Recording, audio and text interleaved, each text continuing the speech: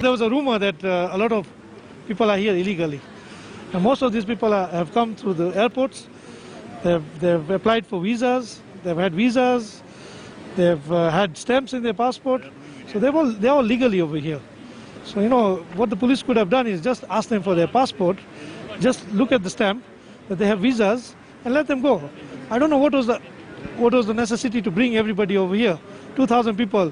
You can see the chaos. They're genuinely here for not any other purpose. They're here for transit.